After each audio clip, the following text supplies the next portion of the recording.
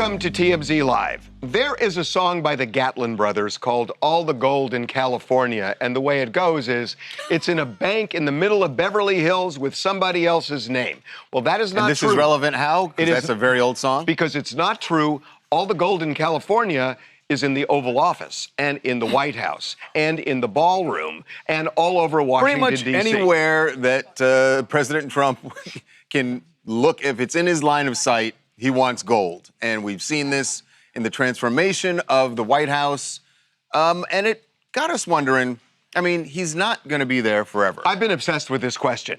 When the next president comes in, does the gold stay or does it go? So we wanted our TMZ DC crew, we wanted them to be on the lookout for people who are possible presidential candidates in 2028. And boom. Lo and behold. We got one, Senator Mark Kelly, who a lot of people feel will be in the running for the Democratic nomination.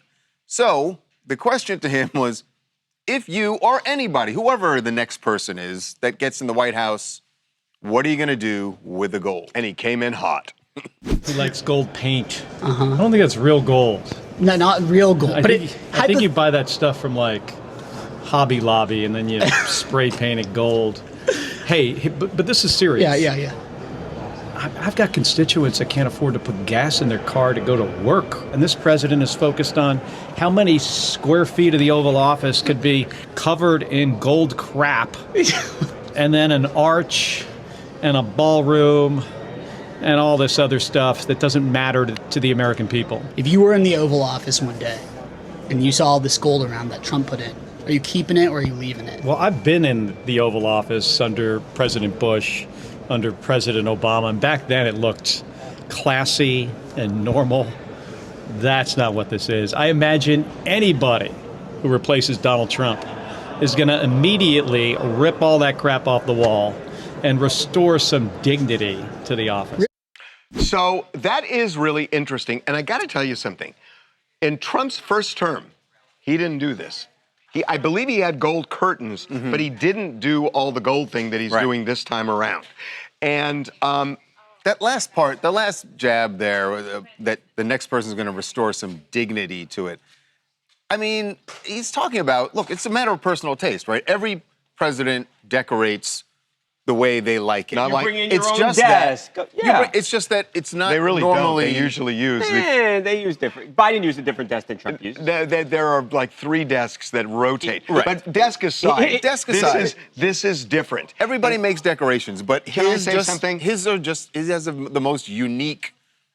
And this is the most positive way No, to that's put it. his style. That's his style. But the issue is but with it's garish. It is garish. Maybe. I mean, like some of us like gold. Some people don't like gold. But it's just about the desire to knock Donald Trump, no matter what. No, this is the not most knocking ridiculous thing. Restore dignity to the office. Come on, it's such crap.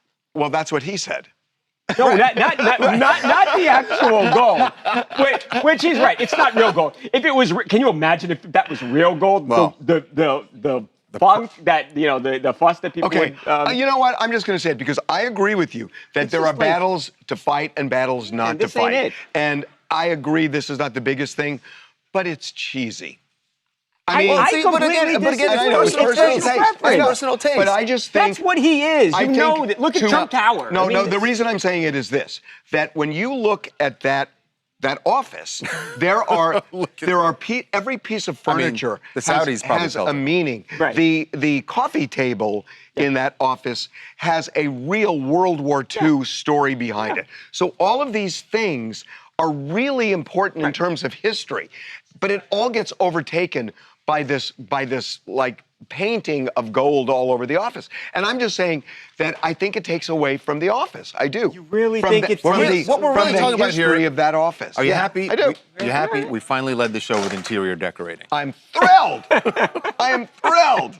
Raja in New York, and yeah, as funny as the Hobby Lobby comment is, I really appreciate Senator Kelly for redirecting the conversation back to the American people. You know, the White House is being decorated and Americans can't afford to eat. Americans can't afford to get groceries. So when he says bringing dignity back to the Oval Office, I think he's talking about more than aesthetics. I will say the one thing I find really interesting about this topic is if the next president is Republican, if it's J.D. Vance, especially if it's J.D. Vance. Will he do it or will he? Will he do it? Because that is he's turning his back on the guy who brought him to the dance. Wouldn't be the first time something like that happened. That is also true. Two big things for Britney Spears yesterday. She was officially charged with misdemeanor DUI, and we'll get to how that's going to play out in court next week in a moment, but I think maybe even the bigger thing, because we expected the charge, the bigger thing is she's out and about here in the LA area again. That's her foot. And that's her foot. She's not driving, as she shouldn't be now. But this means it's the first time we saw her since she went into rehab. So she's been to rehab. She went about a little more than 2.5 weeks ago. And she went to rehab for a couple of reasons. One, because of a problem. Right. And two, because it helps when a judge gets the case to know that somebody is trying to help Voluntarily went themselves. to try and help themselves. Right. So she has had kind of a habit in the past of going to rehab and skipping out as early as a day after she checks in. So what we know is that people connected to Britney, and we know this, were hoping that she would stay as long as 90 days. Right. Because there were some serious issues that needed to be addressed. And that they did not even want us to say that 30 days is the typical stay. Well, she's now bailed after slightly more than half that. And now the question is, why?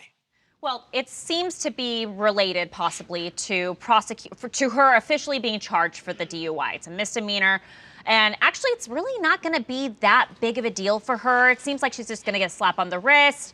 Prosecutors are saying they're going to offer wet reckless. That's a plea. That's a plea bargain. Yes. So it's not. It won't be a drunk driving conviction on her record. Wet reckless is a lesser charge. And they usually do this for people that don't have much of a DUI history, low alcohol level, right. no injury, no crash. And, you know, she checks off all those boxes. There is an arraignment that's going to happen on Monday. She has an option to show up. Her attorney can show up for her instead. She's not going to show. Right. I don't know. Maybe she's getting ready for it. The way this looks is that Britney was just sitting in rehab waiting for somebody to say, we cut the plea deal, and then she bailed. Right, which brings me to the real question, which is, did she actually get any of the help that she very clearly needed? Everyone around her, including her manager, said she needs this, she needs the help, and we are happy that this is going to be a wake-up call. So in 2 weeks, in 17 days, there's a clear answer to that. The clear answer is no. The clear answer is no. And so, you know, this gets back. And I'm sorry for beating this drum, but when she had a conservator, whoever that would end up being, it's somebody who could structure her life with medical appointments with a shrink, with appointments like this. There's nobody now. It's her. And she is very much alone. It feels like really all they've done is kick the problem down the road, right? You just kick the can down the road. Exactly and what's we'll happened. deal with it when it But who is again. we will deal with it? It's she will deal with it. Yeah. Because it's now all on her. And those are the consequences of ending the conservatorship with somebody who has, and again, not her fault, she has a mental illness and she has a substance abuse problem, and the two of those connected are not good, period. Hi, I'm Sophia. I'm from Toronto, Ontario, and I really hope this is her last time going into rehab. I hope that she actually is happy and healed now. I also think that there was some kind of strategy behind her foot placement. I think she was trying to cover her face from the paparazzi. And I just hope that this is the last time, because she was such a vibrant person, and it's so sad to watch someone's spark just be dimmed in the public. And I hope that she is able to get her spark back after this. But you do know 17 days doesn't cut it, right? It doesn't. It's not even 3 weeks. And I think that she should have been there for a longer time, but I hope that potentially this helped a little bit and maybe it was some progress. Yeah, you're saying that hesitantly. Because even as you say it, you know that it doesn't add up. But obviously everyone wishes her the best, but it's going to be tough. Coming up, You know what they say about hindsight being 20/20? This interview with David, the singer David, feels, at least based on what the prosecutors have said, kind of chilling. That person that was saying, I love you, she's not in my life anymore. Be right back. You know what they say about hindsight being 20/20? This interview with David, the singer David, feels, at least based on what the prosecutors have said, and we know that's just their side of this alleged crime, but based on what they have said, when you hear this interview and the things that David said, especially when you consider that this interview you're about to, it came out on April 28th last year, and prosecutors say that she was killed the 24th, his album 23rd, and his album came out on the 25th. Right. So he's doing this interview to promote his album. He's talking about his songwriting process, and one song in particular where there's a singer, a female voice that's saying, I love you, and he's not responding to that person. So he gets into this conversation with Zach Sang, it's his podcast, about how he feels about love and how he writes about it. This is kind of chilling. I believe the last time you were here, didn't you say you never experienced love or hadn't been in love? You didn't. Yeah, I wasn't in a relationship then. Nah.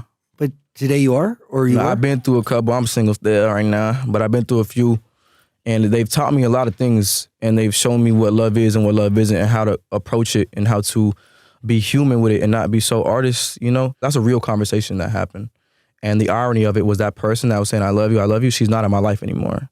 So it's like, people say that the string can't be cut and the connection cannot be severed, but I feel like it can sometimes. And that's why I wanted to put, Afterlife and all these songs that feel like endings and conclusions and goodbyes on the project to kind of solidify that message of this is the end of something. I gotta say that whenever this was recorded, this ain't gonna see the light of day in a courtroom. It's never gonna be in And I'm not even trial. sure, and to be honest with you, I'm not even sure what to make of it, because I really think it does depend on when it was recorded and who was that voice, and especially if there's a chance this was recorded before prosecutors say she died. Sure. And if that's the case, it's a totally different thing than if it's after. And we don't know which. Except we do know that they broke up, according to prosecutors, in November, and then had that argument, the huge argument on April 22nd. Right.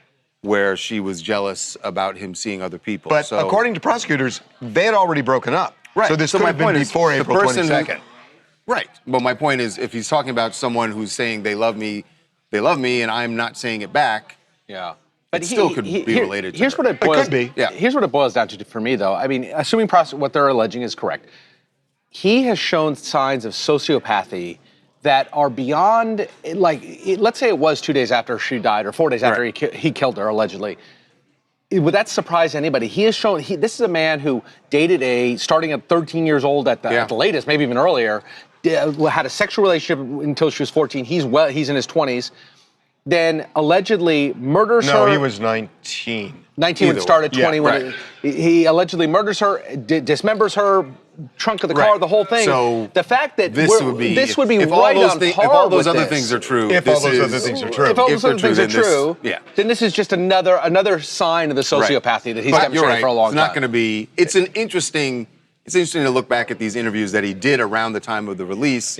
But none of it will be admissible in the trial. I just want to say one thing, because I learned something from the O.J. Simpson, actually more from the Rodney King case.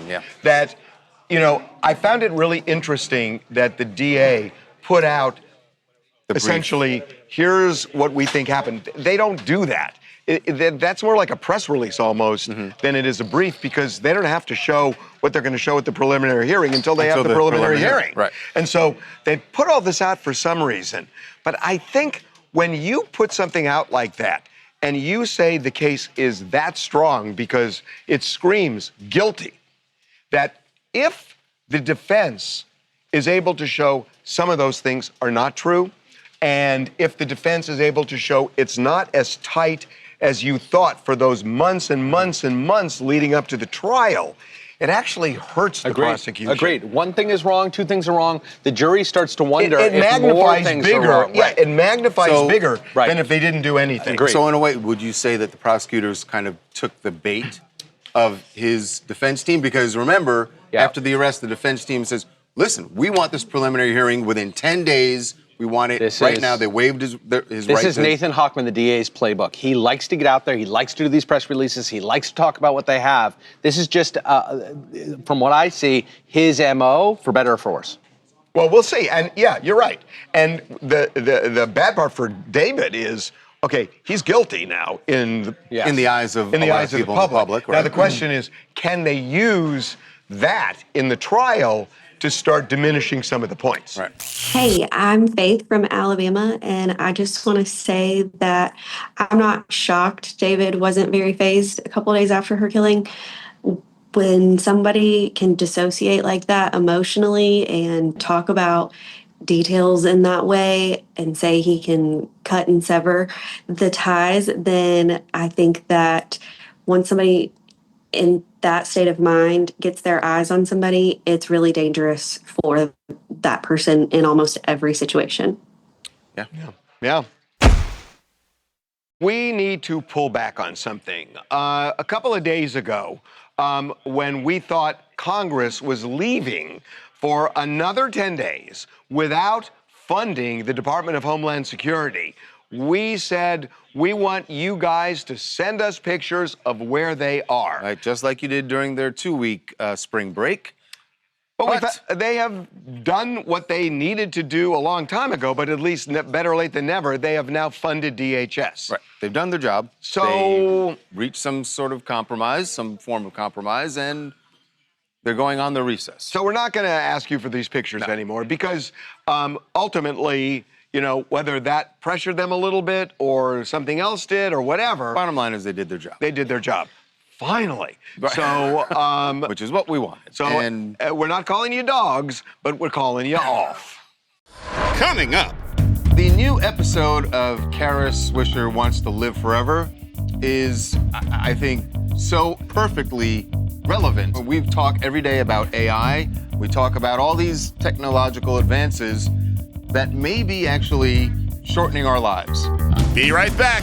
TMZ's got every freaking thing. Big celebs, big stories, big events. BB Rexa was looking hot on vacation. Look at the water, too. Did you just say, look at the water? I mean, I'll be honest, that is what I was looking at.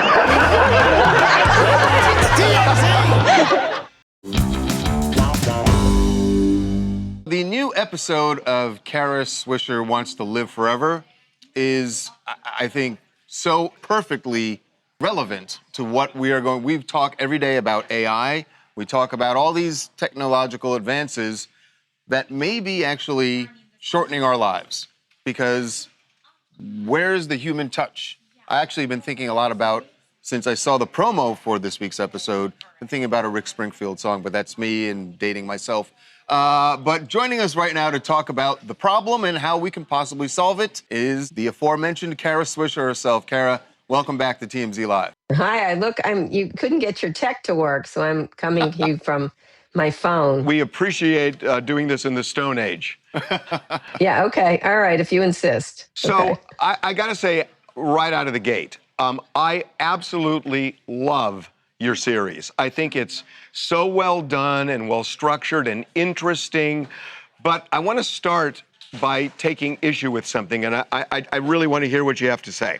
So you, if I understand you right, is that you've been looking at a lot of very rich people who you say have been very self-indulgent with a lot of these things that are not that are kind of one and done. They're good for them, but not for anybody else, and it's very selfish. I'm looking at them as guinea pigs, that it's almost research and development for the masses because they can do things that other people can't. And if it works, somebody will figure out how to make it affordable. So I'm literally looking at these people as lab rats. Oh, well, except that it isn't. It doesn't help. One person doing an experiment doesn't have any implications on everybody else. It has to be a massive amount of people. Like what's happening right now with GLP-1s. It's not just Hollywood people, getting skinny. It's 12% of our country's on it now, and we're going to get some really interesting results on a range of things. When a single person does this thing, I know it's going to be hard for you, Harvey, but it's not science. It's just not. It's not. And so I think one of the things that's important is that there's amazing medicine going on right now, especially aided by technology, that we should be focused in on, and not all this other nonsense like, how to live forever, because that's not going to happen for any of us. But one of the things that's important to understand is, while all this crazy nonsense is happening, say with, all these red lights and hyperbaric chambers and NADs and peptides and all this and that, what I was in that coffin there. A lot of amazing stuff is being done with AI, drug discovery, cancer research, mRNA vaccines, GLP-1s, CRISPR, gene editing. And so I wanted to look at all those things and also at the same time sort of poke fun at all the wellness industry and the nonsense. Which you do well.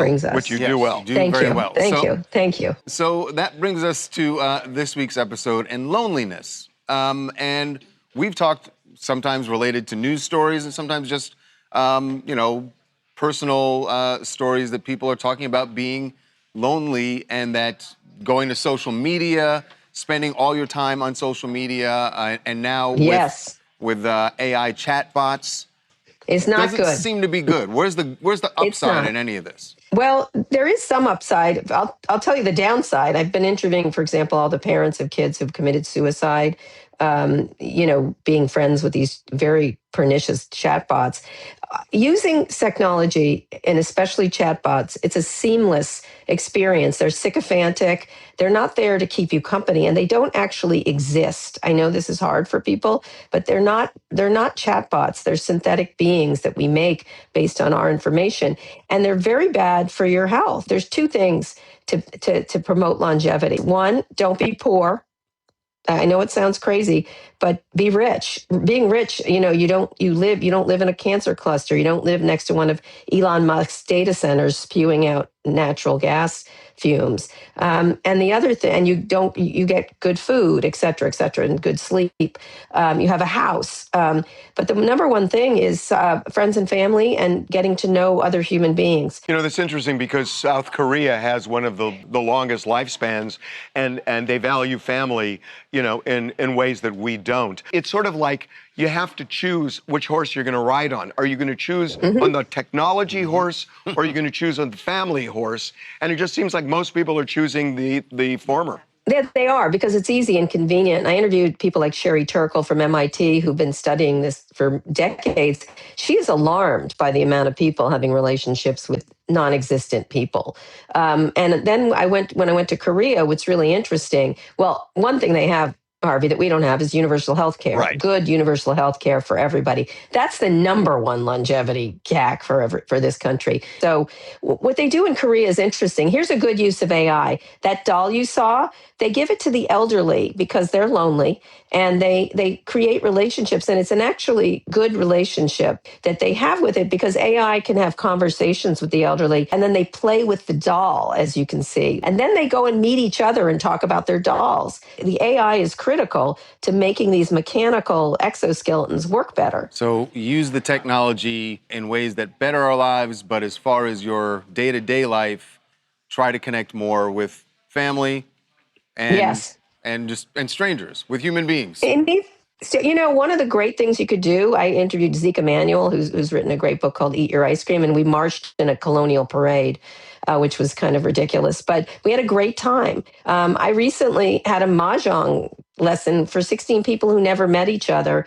We all had such a good time, and we are, I brought a neuroscientist to a poker game I played in Brooklyn with a bunch of young people who are putting down their phones, playing games, which are so good for your brain, meeting each other, possibly hooking up. I don't really care, but they're game playing. Most games you can't play alone. I mean, it sounds crazy, but it really is a really good thing for you from a health point of view, and it does take down stress levels. When I meet people, a barista, people you don't know, wherever you happen to be, I always go, "Hi, how is your day? How is your day going?" people jerk their heads up because everyone passes each other staring at their phones and they can't believe you're asking about how their day is. And you can actually see physically how much better they're doing. Try it sometime. Watch. It absolutely works. I got to tell everybody, I've watched this series. It is fabulous, and it's interesting, and it's informative. And Kara, I got to tell you, I've known you a long time. I did not know you are a fantastic host. You are so Thank you. because Unlikely. the camera. Well, That's what he's like sort of you. saying. No, like you. No, Unlikely. No. I'll tell you why I say that. Because the camera is irrelevant to you, and irrelevant. And it shows. And it's just you're so entertaining and hilarious in Thank this. You. So Thank you. tomorrow night. Can I add one more thing? Yeah. Can I add one more thing? Yeah. I create a Caratar, which I put all my information and all my different interviews in, and I have a discussion with it. And it's a 3D model of myself. It's not on the screen. It's a real 3D model of myself that has a discussion with me and is me in some ways. And I'm going to gift it to you at the end of the series. And you're going to be able to have Kara around all the time in your home. So I hope you're happy about If that. it keeps him in line, that'll be great. But he's looking. But this one won't be closed down by the health department, will it? No, it's in the ether, but it's 3D. That's a private joke. Anyway. That's a private joke. Hey, it's on tomorrow night, Tomorrow night, 9 Saturday o'clock night. Eastern. It is a fabulous show. On Kara CNN. Swisher Wants to Live Thank you. Forever. It is just great. Thank you so much, guys. Coming up. Dwayne "The Rock" Johnson always draws a crowd in Hollywood, but the crowd he drew yesterday was just a crowd of one. To put it bluntly, it was a cop. Bluntly, It was a cop. Be right back.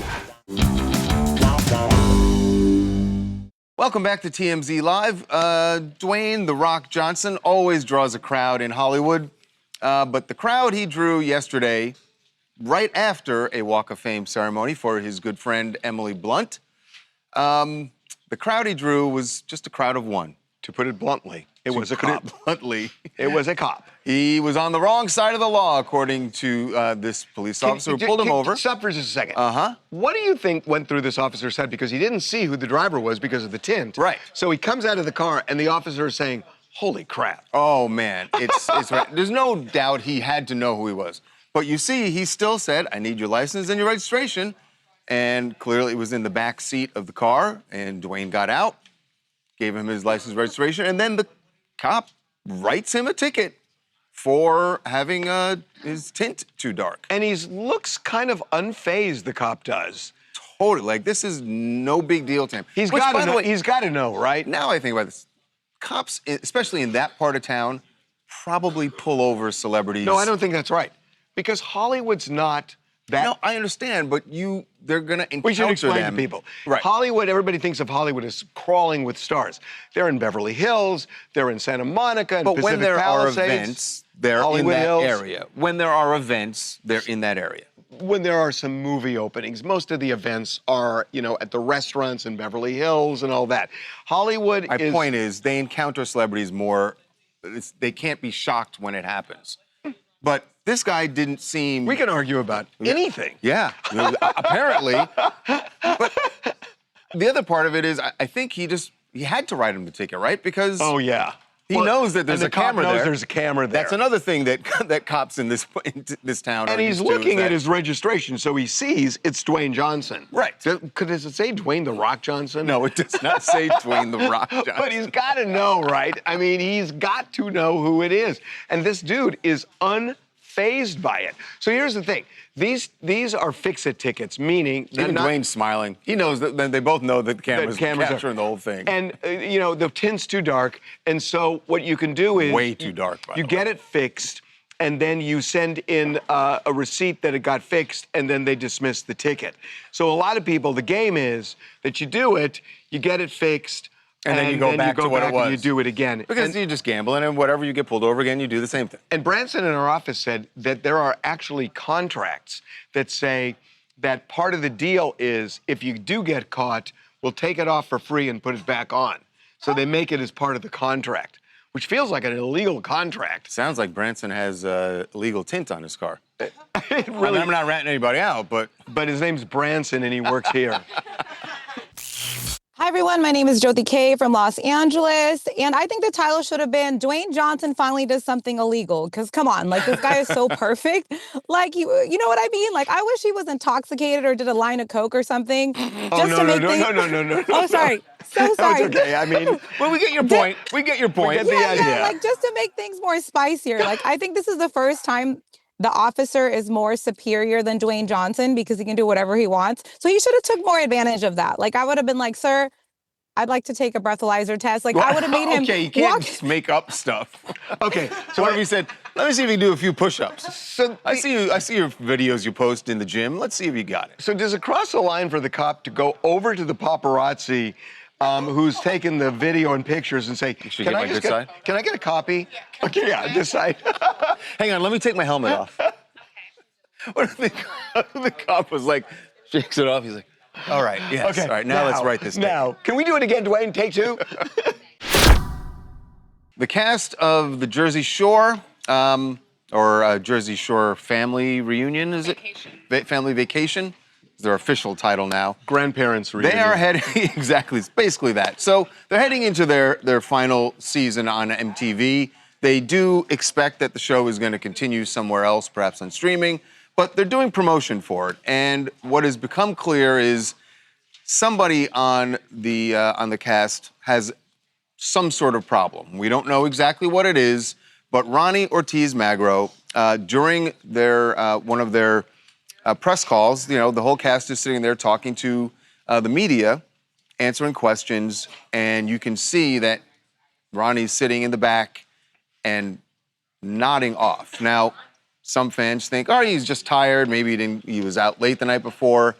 There are others who think that Ronnie is dealing with some sort of substance abuse. So what's interesting about that particular shot is that you see the person sitting right next to him is the situation, Mike, the situation. And Mike, remember, did go through a battle with substance abuse. And also has he's in the rehab business Yes, and now he's in the rehab business. So a lot of people, upon seeing what Ronnie was going through, whatever it was that day, turned to the situation. And they were hitting him up on social media, wondering if he's going to help him. This is what he told us about what he saw and what he is willing to do. He said, I want to be clear that I am not responsible for the actions of any other cast member. At the same time, my heart is heavy seeing what Ron, a grown adult, chose to present during press. I reached out to check in and offer my support, and I am still waiting to hear back.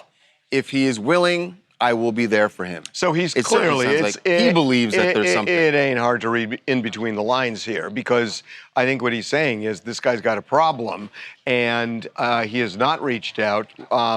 Mike, who is in the rehab business, yeah.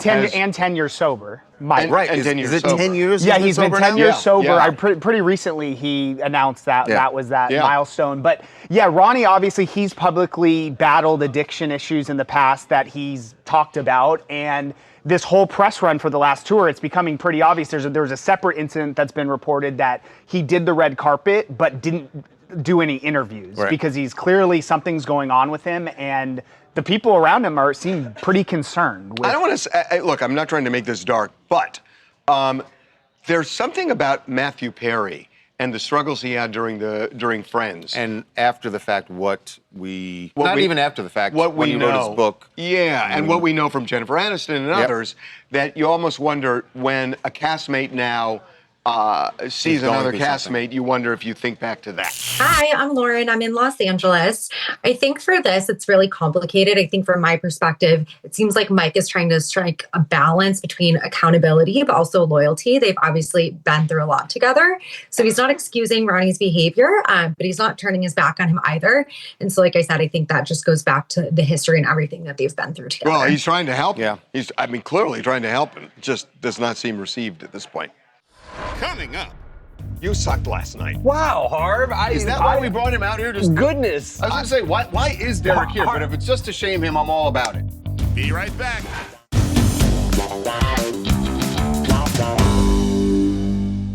Oscars, Academy Awards, could be a deadly weapon. Or at least that's what it seems some TSA officers felt when an Oscar winner tried to travel through JFK? Off the top of my head, 8.1 pounds. You know that bees can smell fear? I can match that. So the Oscar Award winner is Pasha Talankin. He won this year for his documentary called Mr. Nobody Against Putin. Nobody Against Putin. So he wins the documentary, and he is proud to win an Oscar. So here we are. You know, he's still carrying that Oscar around a couple months later. By the way, carrying it on multiple flights without any incident, taking it really around the world with him. He's very proud. Until he tried to fly out of JFK Airport in New York to Germany on a Lufthansa flight, and he was told, that thing, he was trying to bring it with him on carry-on, which makes sense to me. I don't know if I would trust it in my checked luggage, but they told him, you've got to put it in your checked luggage. So the problem for in other words, so they're looking at it as a weapon, and he's telling them, you know, at TSA, look, I've done this multiple times, and they're not having it. They're not having it. So the problem for Pasha is that it goes missing. I guess he did check it. They gave him a box. He put it in the box, and then when they land in Germany, no Oscar. No Oscar. So, you can imagine he's really upset with Lufthansa, and this became a big mystery. And even if he can get another Oscar, even if they replace it, it's like you want the one you won. Yes, you of want course. the one you won. You don't want the replacement. And I don't know Oscar. if they would. I guess they do replacements. Yeah, they would do a replacement. He's an Oscar winner. He's now a trivia question. He's like, he would get another Oscar. Well, It's a the good trivia. news is he doesn't have to get a new one because it turned up. They found it. Lufthansa found it. The Oscar's been returned. By but the way, it was, as long as we're on the subject of trivia questions, Happy ending. You Not a happy ending for me. You sucked last night. Wow, Harv. Is that why we brought him out here? Just goodness. I was going to say, why is Derek here? But if it's just to shame him, I'm all about it. So I fulfilled a dream last night, is the way I would put it. I got to be on that iconic blue stage. Didn't go my way. So you didn't want to win. I wanted to win. I wanted a different outcome, but that buzzer. What did you the come in board- second? Listen, I fought the good fight. I was trying, Harv. I was trying. I got a few good polls, but I had a tough night out there on the buzzer. My biggest problem is lost to a chess grandmaster. Give me a no, not to a chess grandmaster. I lost to a novelist. Although you did lose to him also because it's fair. You had much less money than It's anybody fair. else on the stage. So I'll take my why lumps. did you dress like a professional for them, but not Well. for us when you're actually doing your job? This is the best you're going to get out of me here. But on Jeopardy, I had the crimson He actually sweater, dressed like a lawyer. crimson for Harvard, and underneath a blue shirt for Here's Yale. the good news. He lost so badly. When I was watching it, I was thinking, wait a minute. They didn't even announce when they were introducing him. They didn't say he works at TMZ. He just By said the he's end an of the attorney. show, I was so happy they didn't. I was saved so you, boss. happy they didn't. Coming up. There's a new chapter in Chris Brown's legal battle with a former housekeeper, the one who's suing him for a dog bite she suffered, and wanted the judge to allow her to submit Chris Brown's histories with domestic violence. Never gonna happen. This, though, can't it's see how totally- this isn't going this to be is- allowed. Be right back.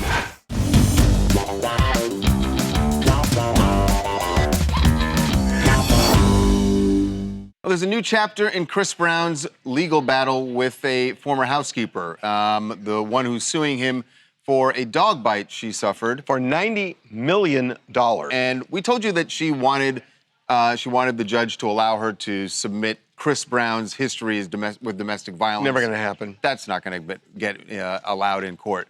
This, though, I can't see how this isn't going to be allowed. This is Exhibit These A, are B, and C. photos of her injuries, she says. And they are brutal. And by the way, that's when it's scabbed over there. These are brutal. Some of the other photos. Brutal. What kind of dog was it? A pit bull? Oh, do I remember? Do you know It what was it a was? mix. Yeah, it was a pit big mix? dog, yeah. But I'll teach you something about the law. Okay. In California and many states, when a dog bites a human, there is what we call strict liability, which means that you don't have to prove that the dog owner did something wrong. If a dog bites a human being, they're liable. So Right, 'cause there's going to be the dog is the owner's property. dog biting a dog you have to show negligence. But a dog biting a person is strict liability. So, you know, you should have been on, there was this show, it's called The People's Court. yeah, You should have been on that. That would have been great. We had a couple of those. Yeah. So now the issue is, what are her damages? Yes. And she wants the 90 king's million. ransom. Yeah, she says future medical bill. She's lost a bunch of work. She's going for it all. Yeah, I mean, I guess you're not going to happen. But you got to show, I mean, the medical bills, I'm sure they are extensive, Yes. but they're not 90 90 million. million. The big thing she's going to get, yeah, look, she can get lost wages, but how long? That's not 90 That's not going to million, be. right? What you can get that can be really significant is damages for pain and suffering. Yeah. Right. And that's where a jury can award a lot of money. And when you see pictures like that, you got to wonder, number one, I would assume Chris has an insurance policy, and many people have what they call an umbrella policy, which will, you know, sometimes can insure you for millions and millions and millions of dollars. Somebody like Chris Brown probably has that. Right. So, to be continued. Hi, I'm Soraya. I'm from New Zealand and I live in Los Angeles. Look, I hate to be glib about what was genuinely a traumatic and horrific event, but it kind of feels too obvious. I mean, the apple doesn't fall far from the tree, birds of a feather flock together. Dogs, they say, resemble their masters. And with all the appeals that he's making to try and block her from bringing photo evidence to the case, it seems like he's trying to drain the oxygen. Well, yeah, they're objecting to the Rihanna picture, which has nothing to do with the dog bite. Right. These Rihanna won't pictures, be in, but the pictures you these- just saw, they're going to be in evidence. What else do you guys want to talk about? Hi, Tiffany from Arizona. Yeah, I'm just really hoping that it sticks this time. I know like healing takes a little bit more than one try, and so I'm just really hoping for her that This is Britney, right? Oh, I'm talking about Britney. Yeah, just happy that she's trying again, right? Sometimes it takes more than one try. I think that some stability, of course, that counseling after and continuing. We just all want her back and in a good place. So, and I'm happy to see that she's been reunited with her sons lately too. So. Okay, I got to ask you a question. I'm obsessed Are you with going to this. ask her about the books, or are you going to ask about the calendar? The books. So what I want to know is this. They are so perfectly placed. Have you read them all, or is that for show? I have read all of them. Oh, good for you. What's bugging me is your calendar. You got to flip the month. Oh, you're right. Yeah. So the calendar is real. The books are not. The alien's real. Now he finally gets it. Coming up. Okay, name that tune. Da, da, da, da, da, da, da, da, da, da, da, da. Wow, talk about jumping the gun. Here Just comes the because bride. Sydney Sweeney posted, they call this the hard launch. They're serious, man. Be right back.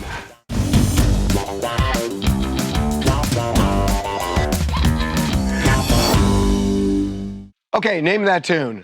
Da, da, da, da, da, da, da, da, da, da, da, da. Wow, talk about jumping the gun. Here Just comes the because bride. Sydney Sweeney posted, they call this the hard launch. She's finally posted a whole bunch of photos of herself and Scooter Braun. This is from their weekend at Stagecoach. They're serious, man. Yes, it's very clear they're serious. Never doubted that. Look at that one. That's an interesting shot. But here's the thing. Remember that? To now start this segment with the wedding march is absurd. How about they're just in they're in a good relationship. They've been in a relationship They like for a each while other. now. Maybe even love each other. Why would he jump back into a marriage and she just got out of an engagement? Right. So why? Why do they need to do that? Because stirring the pot is what we do sometimes. Have a good weekend, Good luck everybody. to them.